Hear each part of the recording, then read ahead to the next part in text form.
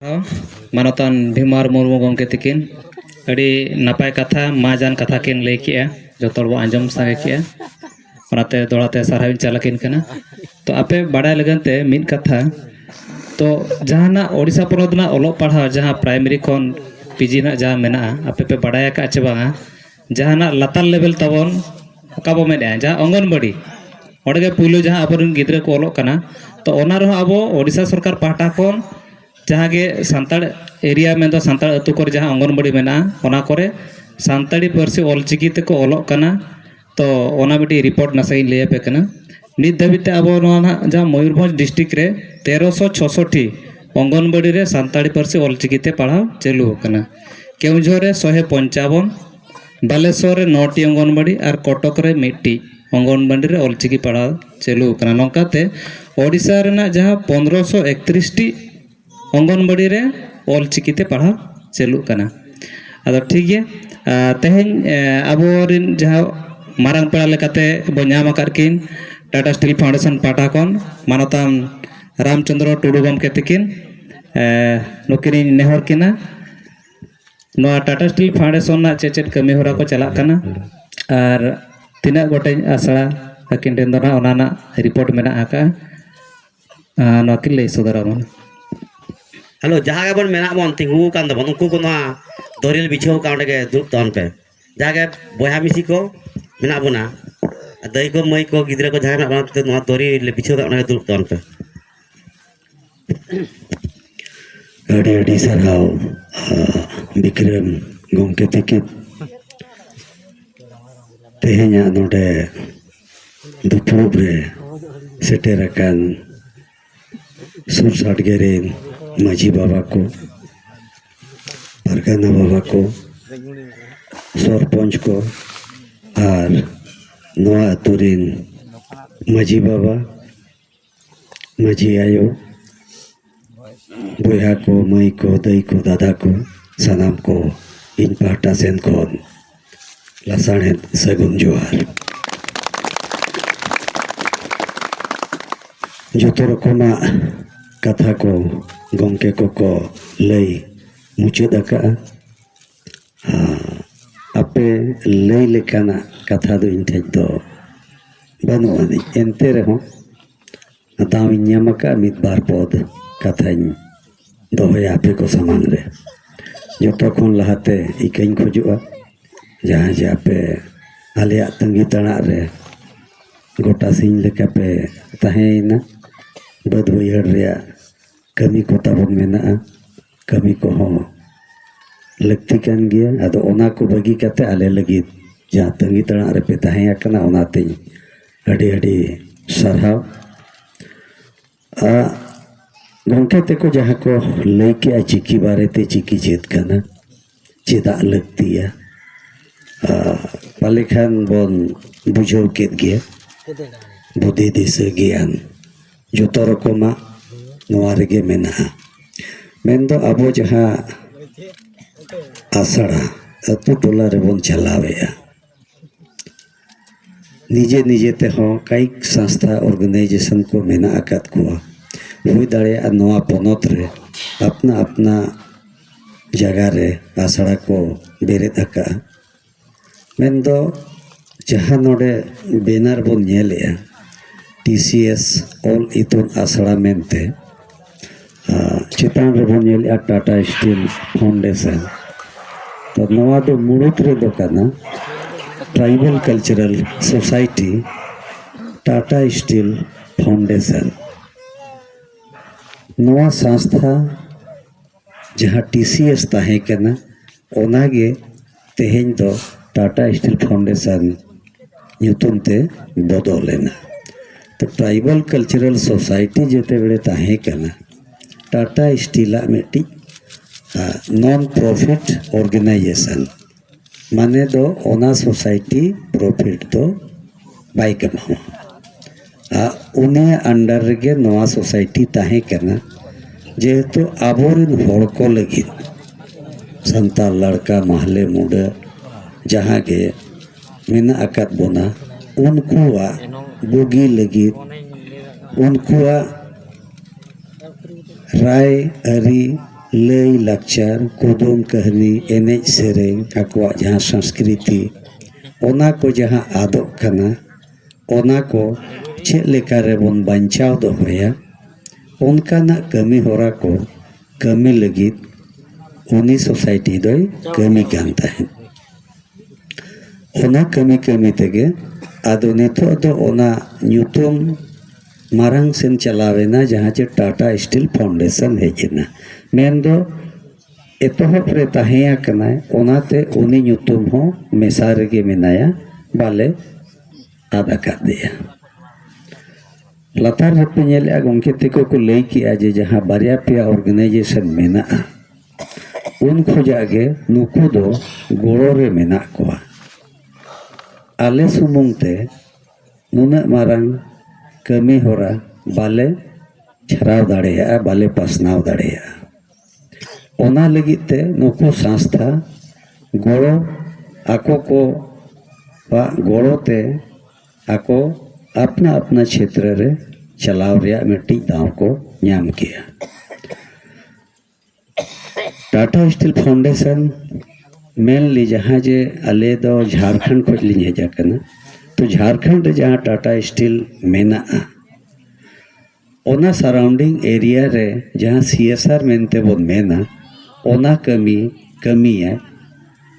Main दो उड़ीसा रे तेहेन जहाँ प्रोजेक्ट नुआ चिकी प्रोजेक्ट जहाँ नोडे बोन एहोबाका ओना लगिते जे झारखंड और उड़ीसा सगई दो अड़ी लहा खोजता है कना जबकि टाटा स्टील ओंडे बैसवेना उन खोजागे आजा सगई दो उड़ीसा साला ताहेना जहाँ जे गुरमय सिनी माइंस टाटा स्टील अकिन नोडे खोजा सामान चला और उनका कते सगई ताहेया कना अदो ओना इदी कते पूरा पोनोत रे मयूरभंज या क्योंझर डिस्ट्रिक्ट रे बहुत सारा चीज रे आले बाले कमी दड़े अलग अलग विंग मेना नोते रे कमी लगी ते कलिंगा मिट्टी बिना कलिंगा नगर नामा नी तो टाटा स्टील ओंडे जहाँ बनावे ना अदो आले टाटा पाटा सेन कोन जहाँ थी ना संभव मेना सुर साटगे ओना करे आले कमी होराले एवो बाका उनका ते अब नो उड़ीसा पोनोत रे 85 अबुआ ओल चिकी आसड़ा चला कना और अबुआ रू रहा को आदोग कना ओना को बंचाव लगित ते ओना चेदो बखार तुंदा रू आसड़ा ओना हबन चलावया तो करीबन 30टी आसड़ा अब नवा क्षेत्र रे चला कना उड़ीसा रे ताकि अबुआ हासा भाषा चिकी ओना सावते अबुआ जहाँ रू रहा मेना एनेज सेरेज ओना हो बंचाव तहन मा नोआ को बंचाव तहना तोबे नंगे अबो बंचाव बन तहना बखन अबुआ उपरुम अबो बन आदोबुआ जोतो बन आद चबा तेहेन उनकाना दिन सेटेर अकना बपला बिहा जहाना के कमी होरा हुआ होड़ा तेगे कमी दो बन तोरावेया जहाँ लेका नितो नोआ होड़ा गे कना नौकाना बपला बिहार रे नेतार मा चेत चिप्स को से चेत को चों हेजा कना ओना गे बोन लगावा और चेत सेरेंग कना चेत बांग कना अथौड़ी बोन दोन जों कना अतो टोला पड़ा रे आदो ओना हो जगह जनी ओकारे लगती है ओंडे ओना हो व्यवहार दरकार हमें दो अतो टोला रे अबुआ जदी ओना गे बोन अपनारा एनखान अबुआ दो जहाँ रू रहा मेना ओना को दो आदोबुआ अबुआ जहाँ तीना गे एनेज सेरेंज बांग रू मेना जोतो ओना दो बोंगा को साव रेया कना सपा हो ओना रेया कना अदो नीत खोज नवा पीढ़ी गिद्रा को जुदी बांग बोन लई चेत अकोआ एनखान उनको चिका को टिका दड़ेया अदो ओनाते नोआ जहाँ ऑल चिकी आसड़ा ताबुन चला कना नोआर दो सनाम लेकाना जिनिस न्यामोगोआ ओंडे चला हुआ कुदुम कहानी हुएन लई लक्चर रिया कथा हुएन एनेज सेरेंज रिया कथा हुएन जहाँ सार्वजनिक रूप ते लपई हपटिंग गानोआ ओनकाना सनाम जिनिस नोआ आसड़ा रे न्यामोआ मेनदो अबिन आसड़ा ते सेटेरो हुआ आसड़ा रे ओकोया माना मेनते बनु अनि हुडिंग मारांग हाड़ाम बुढ़ी जोतो रकम को पढ़ाव दाड़ेया और मिट्टी खासियत मेना ताले जहाँ तीना गे नवा आसड़ा चला कना टोटली बिना पैसाते आपे दो मीत पैसा हो बांग लगाव पेया आपे आसड़ा तेपे हिजुआ सिर्फ आपे ऑल बखार कलम और कॉपी बाकी किताब हो नोते खोगे नामोगोआ मिनिट बन ओला ओनारे जहाँ गे क्वेश्चन बांग आंसर कागज दरकारोआ ओना हो जहाँ तीना पठुआ मेना बोना उनको जहाँ पढ़ा लगित किताब सनाम चीज टोटली फ्री गया नवारे दो मित पैसा बाय लगा उनका गे उड़ीसा आसाम बंगाल बिहार और झारखंड नौका नुना स्टेट रे अबवा कमी होरा चला करना और टोटल कम से कम 812 सेंटर चला करना और खाली नवा ऑलचिकी सुमुंग दो बांगा ऑलचिकी सावते लड़का बोया कोआ वारंग छिती मूड उराव मुक मेना उनका ते जहाँ जहाँ भाषा तेहन आदो स्थिति रे मेनाया उनको बुझाव चोयत कोआ जे आपे नवा आदो कना नवा बंचाव दो होय पे ओना दो आपे कना और आले जहाँ लेका आले जहाँ ले हेजा कना टाटा स्टील बार प्रकार लिंग लेखा कना मिट्टी दो संतान होलिंग हुयुक कना अबो अतु टोला रेनी जेहेतु नितो अलिंग चक्री रे मेना लिंगा ड्यूटी रे मेना लिंगा एनखान दो चे लिंग मेनागो कना टाटा स्टील रे बारिया रूप तलिंग हुई ना तो अदो ओनाते उनको नवा बुझावा बन कना जे नवा तो आपे जिनिस कना आपे गे नवा दो बंचा हुई पे टाटा स्टील दो चे ना बाय चिका दाड़ेया टाटा स्टील दो नवा दो बाय बंचाव दाड़ेया ना चिकी छराव दाड़ेया ना बंचाव दाड़ेया आम होर लैयाम कना उदु आम कना जे नवा कमी में नवाम कमी लेखन आम आमा जिनिस बंचाव तहेना एनखान आमो बंचाव तहेना बांखान जोतो पे आद चपा ओना बंचाव रे इन कज गोड़ो नेमा पे कना होरिन ले आपे कना जे नवा हरते पे तड़ाम लेखान हिजुक कान दिन रे नवा जेनरेशन आपेया बंचाव तहेना और ओना तड़ाम रे इन कई गोड़ो एमा पे कना आम बार जंगाम लफाया इन बार जंगा गोड़ो एमा उनका गे बना होड़ा गोड़ो गोपड़ोते एनांग बंचाव दाड़ेया तो कथा मा अडिगान मेना आयमा लेकाना कथा को मेना बा बडाय रेया मेना मेन दो जहाँ लेका गोंके तेको को लई किया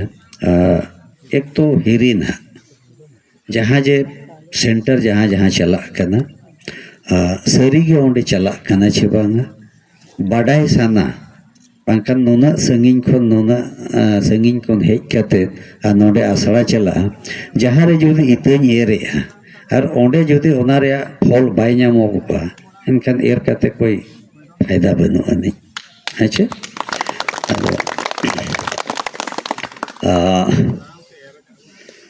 आले को लगित आपे सुरसाट गे माजी बाबा को नोडेरिन आयो को अबोरेन यूथ नौजवान को खास करते तेहेन ओना दिन सेटेरा कना अबोरेन योंग कोठे गे दाड़े और उनको गे मानन सेन को लहा दाड़े अबो दो गोड़ो रे बन तहेना ठीक गया अदो ढेर समय बांग हताव कते अलिया कथा नोडे गेलिंग केचेदिया सनाम को दोहड़ाते गुण मनाव जोहार।